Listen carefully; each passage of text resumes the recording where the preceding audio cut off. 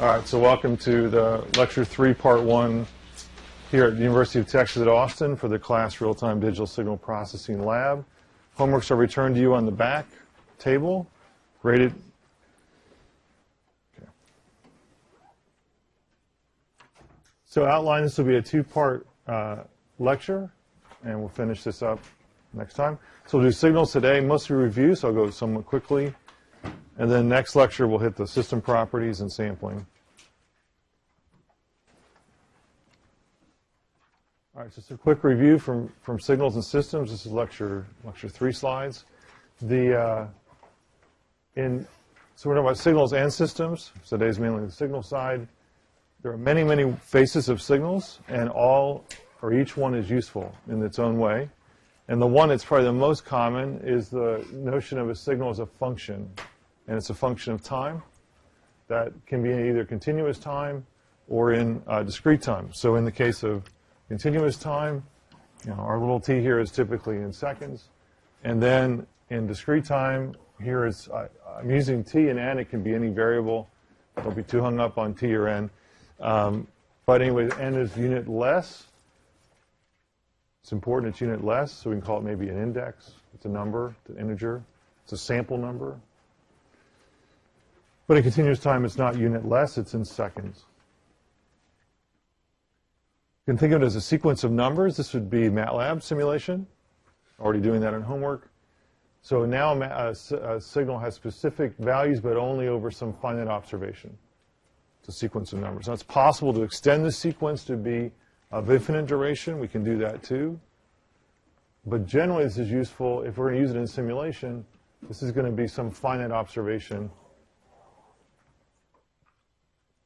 So we can store it by computer, as a vector in a computer simulation. And it's not just signal simulation. This can also be, or for signal processing, this can also be for circuit simulation. These could be voltages and current values at in the circuit. So a voltage value at a node sampled at different values of time.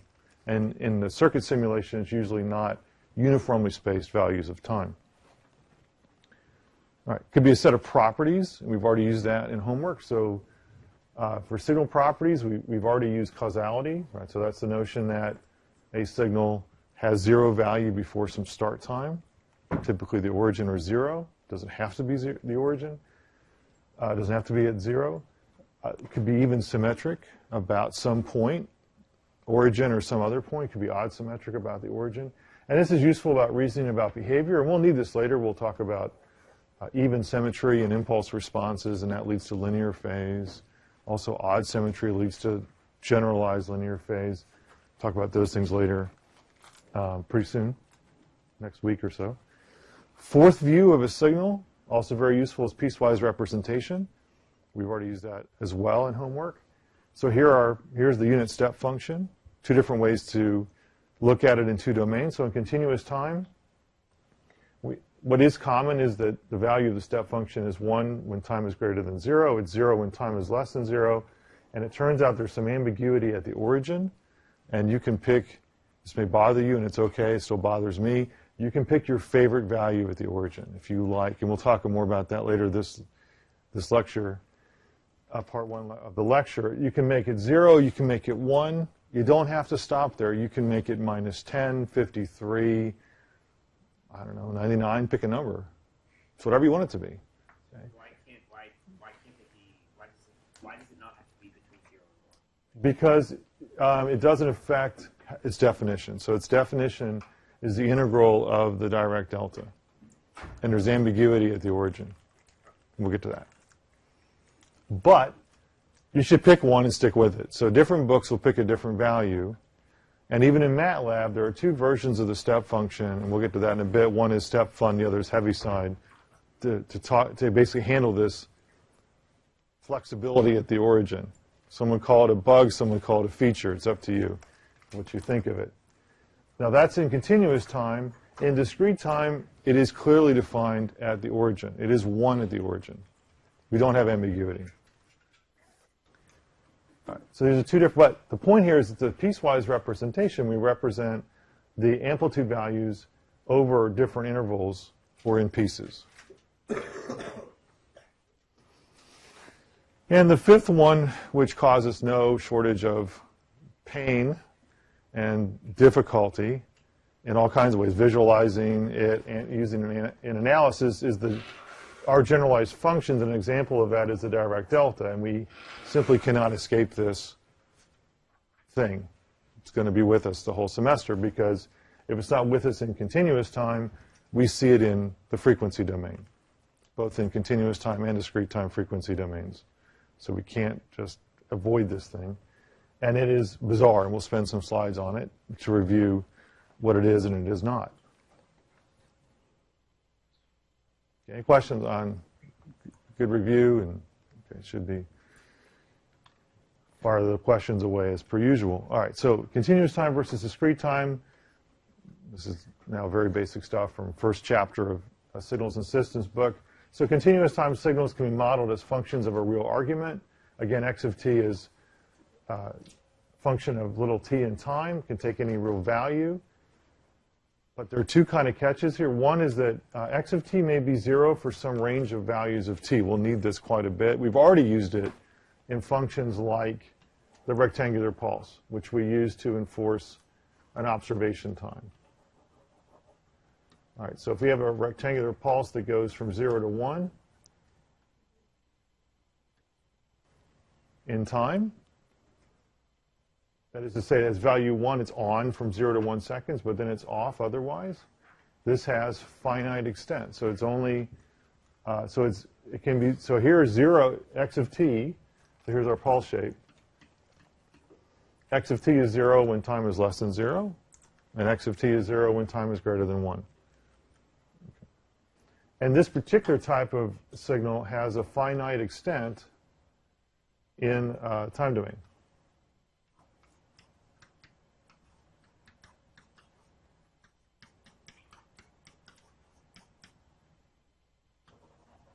So it says finite extent in the time domain. The extent is 1 second.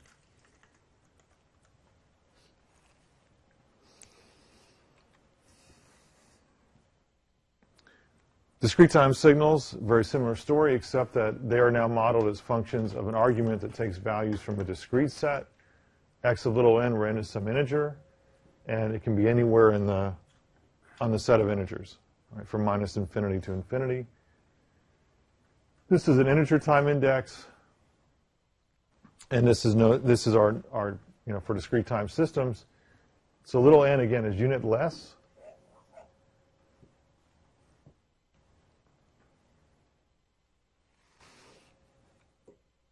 Now, what you didn't see much in signals and systems in the time domain is that these signals could be complex valued. Now, normally you see them as real valued, and they more commonly are, even in this class. But there are cases where x of t is complex valued, or modeled as being complex valued, even though physically it may be real valued. Okay, so when we looked at quadratary amplitude modulation, we talked about taking two signals and upconverting one with the cosine, upconverting the other with the sine, and subtracting the two. So that's a real valued signal. But we can model the QAM signal as having a real component, which is the upconverted by the cosine part, and an imaginary component, which is upconverted by the sine. So we can model it as a complex signal. Go ahead. I'm sorry, what is QAM? This was quadratary amplitude modulation. This was lecture 1 slides, and it was on slide 8. Thank you. Is that true for discrete and continuous? Yes, Discrete. both. And it kind of, often we get a discrete time signal by sampling a continuous time signal. So typically what's true in one domain is true in the other. Typically, there are sometimes some surprises, but generally speaking, intuition that you build in continuous time should apply to discrete time.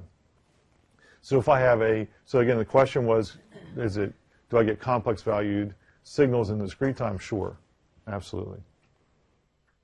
Okay, and we'll see some examples again later on. QAM again is an example. So if I have a continuous time quadratary amplitude modulated transmission, if I sample that, I now have a discrete time signal, and I can model it as being complex valued.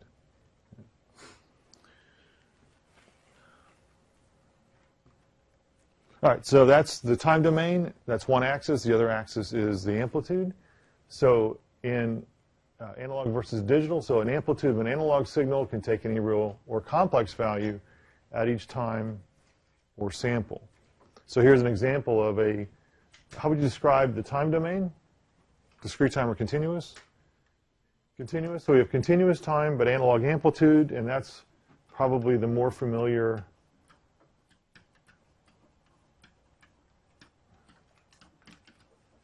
pairing. So I have continuous time and analog amplitude.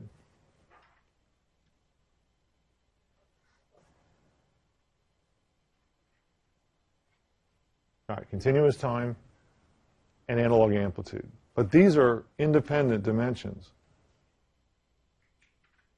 It's okay to have continuous time digital, discrete time analog, discrete time digital. These are independent things. So the next example here is amplitude of a digital signal really takes any value from a discrete set. So the amplitude takes here one of two values, either 1 or -1. And the assumption is that I have an instantaneous transition from an amplitude of, say, 1 to an amplitude of -1. Again, physical reality, no. In physical reality, there has to be some delay. There's some transition time between 1 and -1. So this is an abstraction theory. How would you describe the time axis? Continuous time. So here we have is continuous time digital.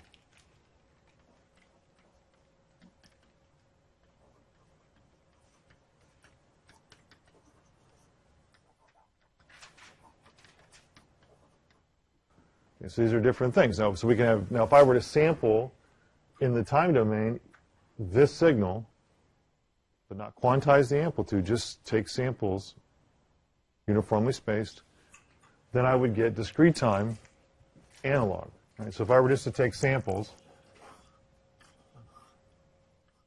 at uniformly spaced points in time, this signal would be discrete time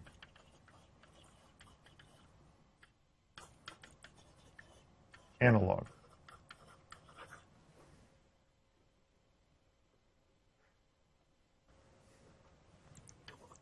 So again, I sample in time.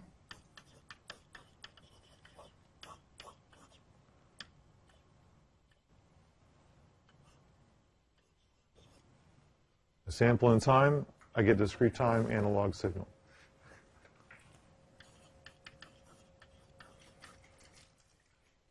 If I sample my continuous time digital signal, so let's sample that in time.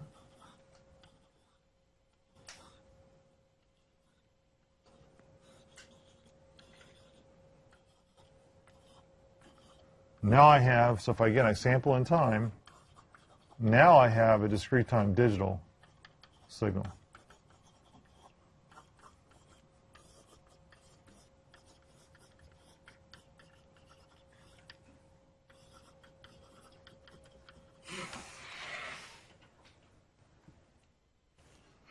Go ahead. So if you're sampling, when it changes instantaneously, what is it at that sample at that moment? That is a great question, and I don't know the answer. Right? So theory, it's not clear because it's an instantaneous transition. So then you're going to have to come up with some way in. So the analog domain. So in the continuous time digital domain, you're going to have to explicitly include or exclude. So either I can include this point and exclude that point with an open circle. Then if I take a sample there, I'm going to pick up 1. So you'd have to draw this more carefully than I've done to handle those transitions. Now you could also allow 0, so you could allow 3 values, -1, 1, and 0. It's still digital, there are only 3 values. And then you would allow this to be 0 at a transition from 1 to -1s. But you have to handle it somehow.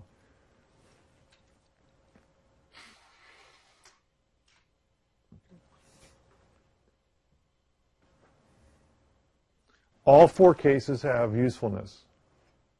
Right now, it's true that in a circuit theory course, mostly you deal with continuous time analog waveforms. In a digital logic course, it's mostly discrete time digital, but sometimes you'll do continuous time digital with a time trace. But all these are useful. Discrete time analog, this happens after sampling, but before quantization. And this has usefulness in data conversion and analog to digital converters. Okay, so all these have usefulness. And Signals and Systems book do a pretty good job at separating these two dimensions. All right, now let's talk about the Dirac delta. And there are a lot of opinions on the Dirac delta. And I would say many are defensible. I'm going to give you my opinion of the Dirac delta. Okay, and you can disagree. That's okay, but just have good reasons to disagree as I go. So what I hope we can agree on is that, at least for this first bullet, is that the unit impulse is a mathematical idealism for an instantaneous event. Now, an instantaneous event is something that happens, in theory, in 0 time. In practice, it happens so fast that the system responding to it, or to the system responding to it, looks like it's happening in 0 time. In other words, it's happening so fast that its time scale is so much smaller than how fast the system can respond. The event looks instantaneous to the system responding. Okay, so if your system responds, let's say, to things on the order of a millisecond, and suddenly you have an event, let's say, happen in a picosecond or even a microsecond, that looks so fast to the system that it might as well be instantaneous. Okay, so again, it's a mathematical model for an instantaneous event. This is our Dirac delta, our unit impulse. This Dirac delta is a generalized function, which means it's defined in terms of an operation, which is integration in this case. It's not a strict function in that it doesn't have, well, this is where some disagreement will come in, but does not have a unique amplitude value at every point in time. That's the notion of a function. There's some ambiguity at the origin. Two properties, well, I give you 3 properties. So the unit area is really how so the first 2 properties really define the Dirac delta. Functional, so it's a generalized function. It works when it's been integrated. It's waiting around to be integrated. That's my view of it. And that's a safe view. You're unlikely to make a mathematical mistake, if that's your view. There are other views. You just have to be careful and consistent how you use them. Okay. So anyway, unit area, what does it mean? So if I integrate over all time, the Dirac delta, I get unit area, get an area of 1. This is familiar from previous courses or the previous course. There's also a sifting property, which is really a sampling property, which is kind of nice. So if I take the Dirac delta and I multiply it by some other function of time, g of t, and I integrate against all time, I pluck off the value at g of t at the origin of the Dirac delta. Now, the Dirac delta by itself has all of its area at the origin. That's where the instantaneous event happens. So as long as the origin of the Dirac delta is included in the limits of integration, we pick off the value of g of t at where the Dirac delta is located, which is at 0. Now this is true provided that g of t is defined at t equals 0. I just can't do this if g of t gives me not a number, or 1 over, I don't know, pick something, 1 over infinity, I don't know, something that's a little bit strange to deal with.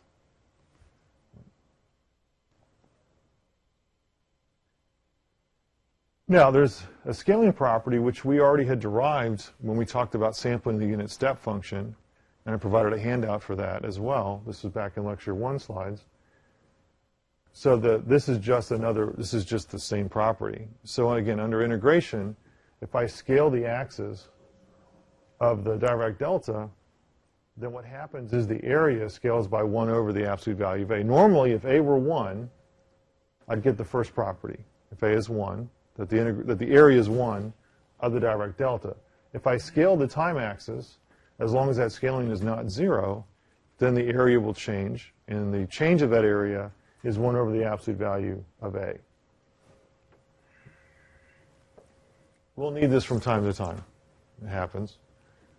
But again, this is a general issue with scaling. This is not just the direct delta. This is whenever I scale a function in the time domain and I integrate across all time, the area changes by a factor of 1 over the absolute value of A. So that's not unique here. We're just using that. Okay, so here are some visual representations of the Dirac delta. There's more than one. Here are 2 of them. Each has value. And it can lead to an alternative conclusion about what happens at the origin. And it's valid. You just have to be careful when and how you use it. So let's talk about it. So here's the first way to look at the Dirac delta. We can think of it as a rectangular pulse centered at the origin, and we let the width of that pulse go to 0. So we say, okay, this is a rectangular pulse. This is my rectangular pulse function, which normally goes from -1/2 to 1/2 in value. If I divide by 2e, that scales the axis by 2 epsilon, by epsilon, and I end up with, actually by 2 epsilon, I get a width of 2 epsilon. Normally my width is 1. I divide by 2 epsilon, my width changes to 2 epsilon. I scale the rectangular pulse by 1 over 2 epsilon so that my area inside, as long as epsilon is not 0, would be 1, base times height. And then what I can do is let the epsilon go to 0. And in the limit, we can use L'Hopital's rule. So in the limit, as epsilon goes to 0, numerator goes to 0, denominator goes to 0.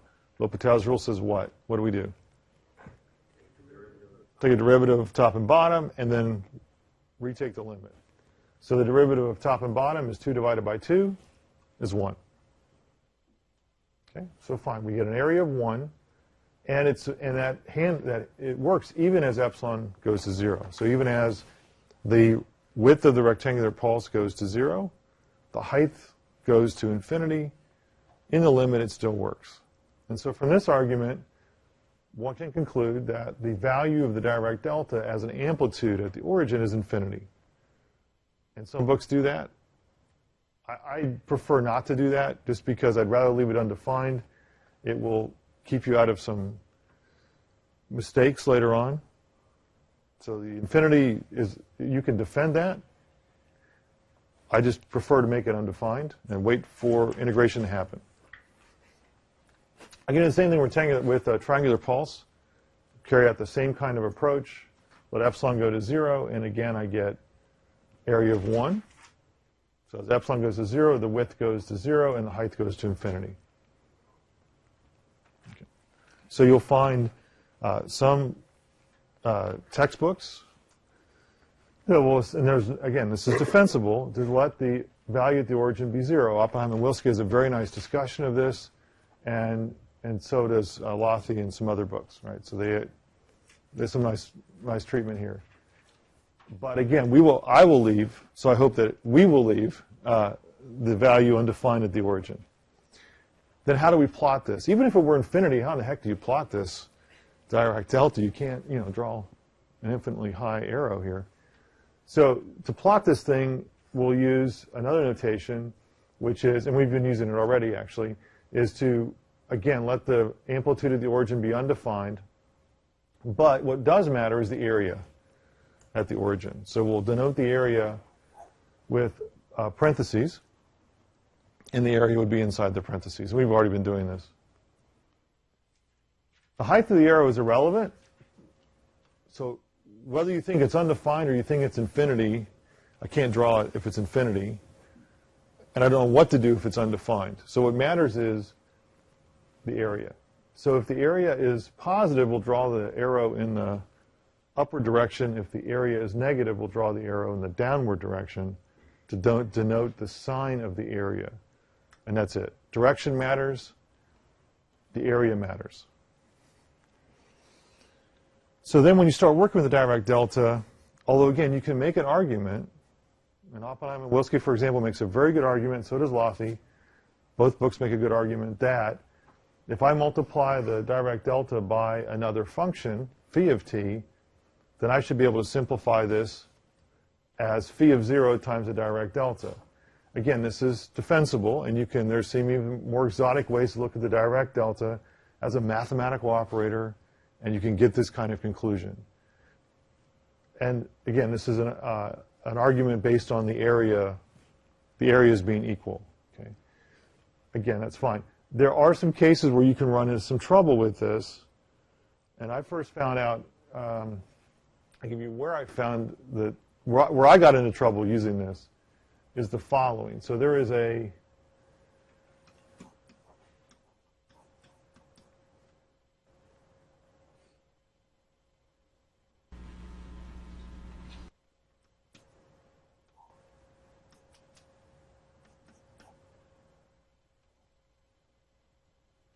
actually, whenever F will do it. Okay, this is Fourier transform that can show up. It's related to the Fourier transform of the step. And if you try to put this under a common denominator, then what you get is the following. Okay, and so if you apply this rule, then this goes to 0. And suddenly you've lost your Dirac delta term. Okay. Now there's some errors, there's some other issues that I shouldn't be doing this, but I'm saying if you're just kind of cranking the algebra, you can be led to false conclusions. Okay. That's why I'm saying this is yes, this is defensible because it makes the areas the same under integration. I agree, and that makes perfect sense, but it can mislead you in certain calculations. So I think what's safer to do is just simplify the unit impulse under integration only. And then you don't have to worry about these kind of things.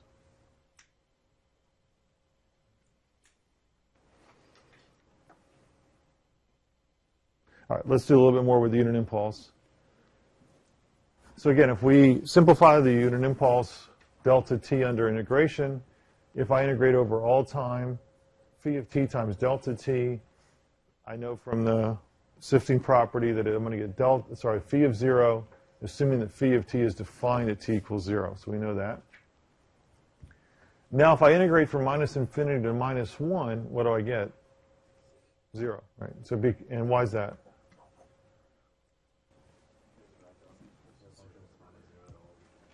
Right, because the impulse is 0 over this interval. That's one explanation. Another explanation is equally valid. I'm not including the area. The area of the Dirac delta is all packed into one point, which is when t equals 0. That's not being included in the limits of integration, and therefore I don't really have anything but 0. So it's the same way of looking. It's two different ways of looking at the same answer. Okay, now this particular integration comes up in, this is convolution, if you look at it for a second. So if I use what happens if I multiply some function phi of t times a shifted Dirac delta? So now where is all the area of the Dirac delta being packed into? What point? T equals capital T, or t equals big T. That's right. So this Dirac delta has all of its area packed into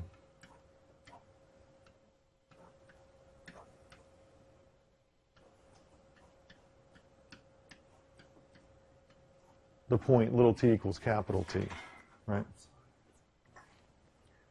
Now, I can figure out what the answer is by substitution of variables. I can let, my new t be t minus capital T. And so I just basically, substitution of variables, the limits don't change, the derivative dt doesn't change.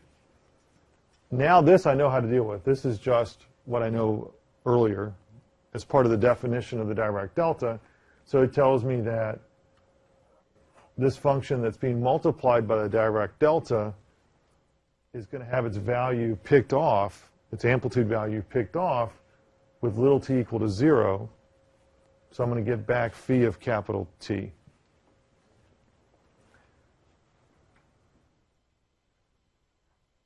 So in terms of convolution, what we can discern from this is that if I convolve, I'm going to put this, so if I convolve x of t with a delayed version of the Dirac delta, I simply get what? X of t minus t naught. We've been using this in the Fourier domain already. All right, some other uses of the Dirac delta. So here I'm multiplying the Dirac delta against e to the minus j omega t, where omega is real. And what's this? What operation does this look like? It is phase shift, but it's also known as the Fourier something. I'm hearing it. Fourier transform, right? So this is the Fourier transform in radians per second, omega. This is a transform pair, right? So the continuous time Fourier transform of the Dirac delta in radians per second is 1. So it's a nice transform pair. Here's some other now I'm just kind of arbitrarily throwing some terms here. So I have a shifted Dirac delta times the cosine of pi t divided by 4. So again, this is, I'm going to pluck off the value of this cosine based on where the origin is of the Dirac delta. The origin is at t equals, so the origin is whenever the origin is at t equal 2.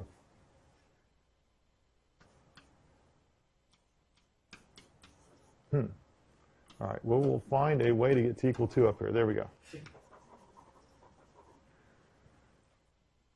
All right, so the origin is t equals 2, so we put in little t equals 2, and we get cosine pi over 2, and we get 0. Here's a symbolic representation, or here's a symbolic expression where we have a free parameter or variable x. So again, and now I've done something interesting, 2 minus little t. So the Dirac delta is interesting because it has even symmetry about the origin. It's even symmetric, a little strange. So if I do 2 minus little t, the origin is still where? T equals 2. So you put in little t equals 2 into the rest of the expression, and I get e to the minus 2 times the quantity x minus 2. Now, let's talk about the origin and the ambiguity that arises. So if I integrate from minus infinity to 0, I hit the ambiguity that you already had brought up in an earlier slide when we had the logic trace. What happens at 0? Do I include the Dirac delta or I don't? I don't know the answer. It's ambiguous. So we come up with some clunky notation called 0 minus and 0 plus, and I think this is the only set of slides that we have 0 minus and 0 plus. I don't like the notation much. I don't have a better one, unfortunately. Anyway, so minus infinity to 0 minus means that I'm not including the impulsive event at 0. I'm integrating up to, but not including that impulsive event.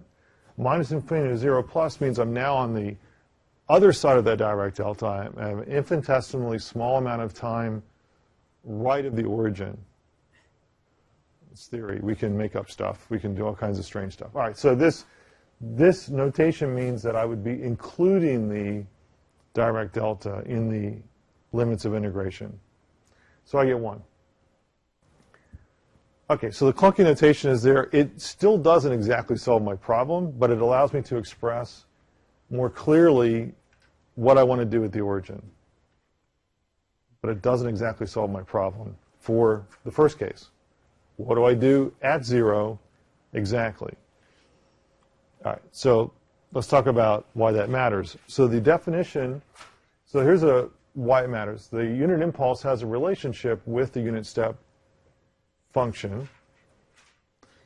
And that is that if I integrate the Dirac delta from minus infinity to time, little t, I get the step function.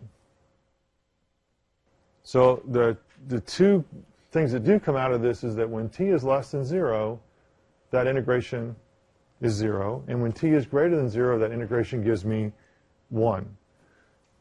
Now I'm stuck, okay, but now I'm still stuck with what happens at the origin. Okay, Well, again, we have flexibility. Do I include the impulsive event or do I not? Okay, so if I take it from that point of view, it should be either 0 or 1 at the origin. What if I take another view of things that I take since it's a point of discontinuity, let's average what the left-hand and right-hand limits. And if I do that, what value comes out? Half. That's a fine answer too.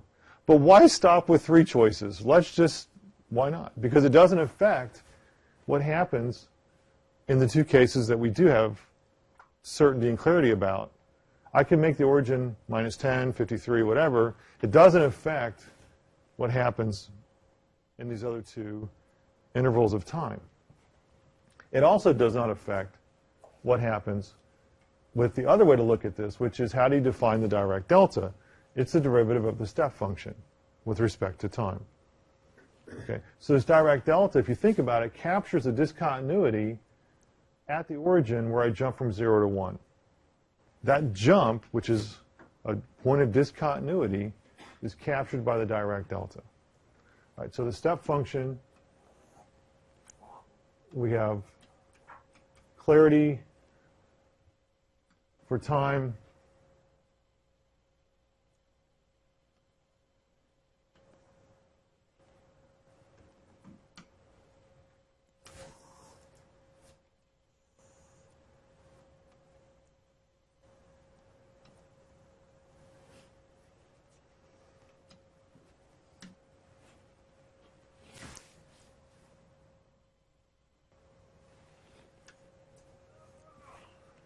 that's one that I wanted to get rid of. Okay, so I have clarity at when t is less than 0, and I have clarity when t is greater than 0, and the question is, what happens here? That's the question mark. So again, I can make it 0 at the origin. That's defensible. 1 is defensible, and 1/2 is defensible. And then I can just be funny and do 10 or minus 53, whatever. Those are just kind of funny things to throw in there. So the 3 common values are going to be 0, 1/2, and 1. Okay. And so there are 2. So the 2 most common values, at least from implementation point of view in MATLAB, are going to be either 0 or is either 1/2 or 1. Okay. So there's 2 different functions in MATLAB. So you can do StepFun, which is this one. So in MATLAB, this is StepFun. And the 1/2 is Heaviside.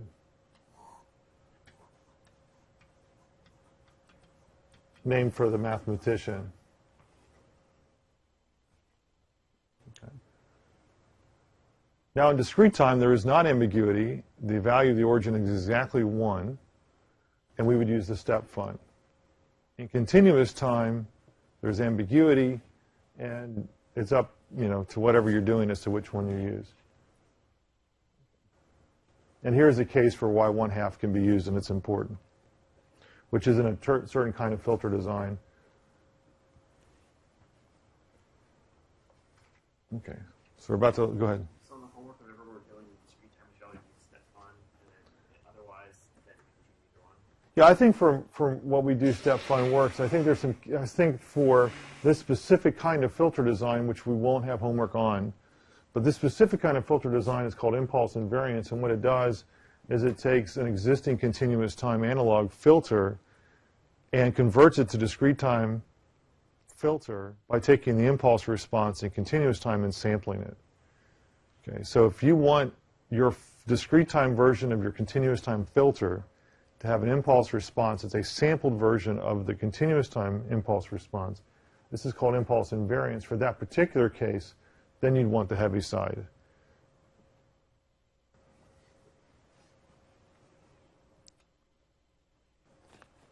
That is a new feature of the pen that I did not know existed. Okay, all right.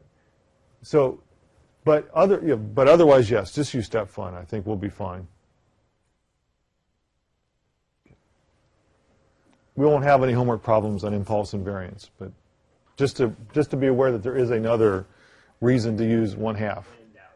When in doubt, I would say go with StepFun as your default.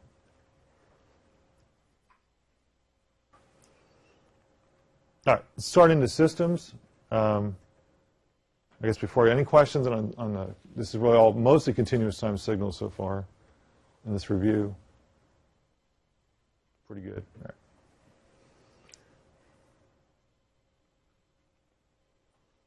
All right, for systems,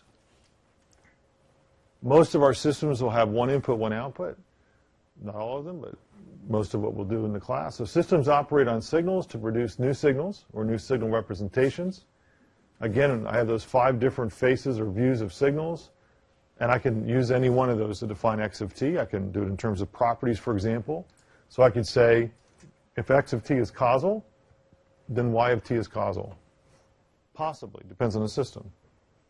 Right? So that's a way to operate on x of t without knowing amplitude values. Just say, no, if x of t is causal, then my system will give me a causal output. Or I might have a system that gives me an anti-causal output.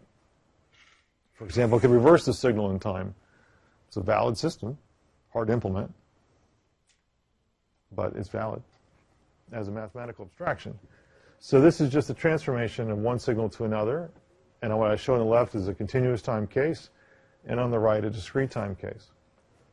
Some more practical examples. So here are 2 continuous time examples.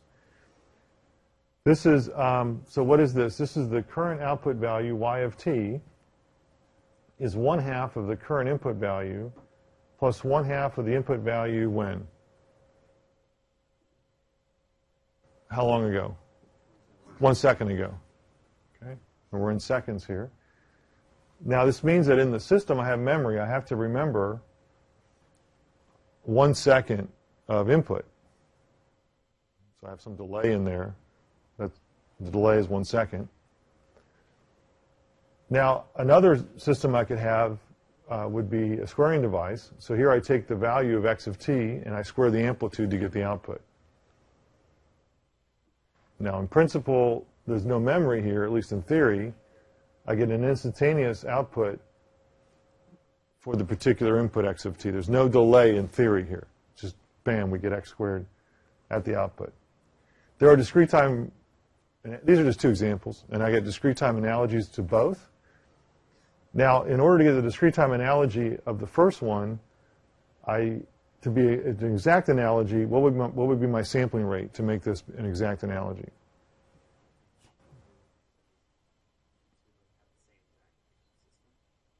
To be able, so I'm asking, so to go from this difference equation, or really it's, yeah, I guess it is a difference equation, and sample it to get that, what would be my sampling time? Where sampling rate's 1 hertz, sampling time is 1 second. That's right. Because what I'm saying is, if I want to make these the same, the analogy then is I'm saying, well, what does this 1 mean in continuous time? Well, this n minus 1 means the previous input value, the previous sample. Okay, so if I had to map back to continuous time, it would be the sampling time. It'd be the input from 1 sampling time ago. Now, in discrete time, we often don't make these explicit connections. So this is just a general filter, extremely useful filter, extremely simple to implement. All I'm doing is taking the average value of the current input sample and the previous input sample. The amount of memory is very little. I just have to have 1 word of memory to remember the previous input value. Very simple to implement. Very simple mathematical calculation on a processor. It turns out this is extremely useful. This is an averaging filter. This shows up on homework 1, problem 1. So an averaging filter, extremely useful. And why is this useful? Why is an averaging filter useful? If you have noise in your signal, what happens? The averaging filter does what to that noise? If the average of your noise is 0, then it gets essentially eliminating the effect of your noise. Okay, but think about, okay, it certainly reduces noise. If it's an okay, but let me ask this: what kind of frequencies get passed here for the averaging filter? So if you have a noise, it's low pass filter, right? So it's a low frequency. It passes low frequencies and reduces high frequency components. Another way you can think about it is that if I had measurement noise, this would smooth out that noise. It wouldn't eliminate the noise, but it would smooth out it would reduce the effect of the noise on my measurement. And we'll see in homework 1 and 2 more explicitly that this is a low-pass filter, passes low frequencies, including the 0 frequency, and attenuates high frequencies. And this is pretty useful. It's simple, easy to implement. The squaring device is also pretty useful, because what a squaring device will do is you can think of y of t. If y of t is x squared, this is the same as x of t times x of t in the time domain. In the Fourier domain, it means this convolves with itself. So in the Fourier domain, I get the Fourier transform convolving with itself. Okay, so now think about x of t being, well, we can start with a sinusoid to make it simple. So if I had a sinusoid going into a squaring device, what happens?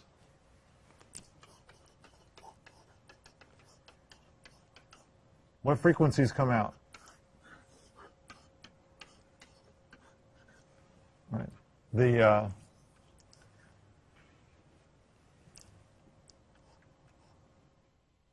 2 pi f naught t. So I can think of this is a pair of direct deltas. In the Fourier domain, I convolve it with itself. What do I get? 2 times the frequency and 0, DC component. Okay. So the Fourier transform of so in the Fourier domain, I get 2 direct deltas. Area is 1/2. Location f naught minus f naught. Convolve with itself. I get, on the output, I'll get a direct delta at the origin, a direct delta at 2f naught, a direct delta at minus 2f naught. And let's see, I get 1/4 area, right, and 1/2. So I get, now if I want to use this for down conversion, what do I need next? Low-pass filter, nicely provided by my averaging filter. So I can do demodulation, down conversion, by squaring device followed by an averaging filter. So the squaring device followed by the averaging filter provides down conversion through sinusoidal amplitude demodulation. And it's pretty simple to implement. 1 multiply for the squaring device, 2 multiplies and an add for the averaging filter. And in fact, I can get even simpler than that, because this is really the current input plus the previous input divided by 2. That's being fed by a squaring device. That means that these values are not negative. I can do a right shift by 1 bit and 2's complement to get the divide by 2. This is a really simple calculation to do sinusoidal demodulation. It's pretty impressive stuff. Now, there are some downsides, because what happens in the squaring device is every frequency component comes down to DC.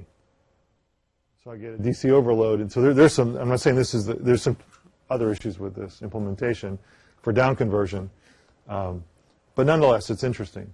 So what I really want to do in practice is I would do a bandpass filter, then squaring, and then low-pass filter. And that gives me a down conversion with some very simple blocks. And I don't have to know the exact carrier frequency to pull it off. It's pretty cool.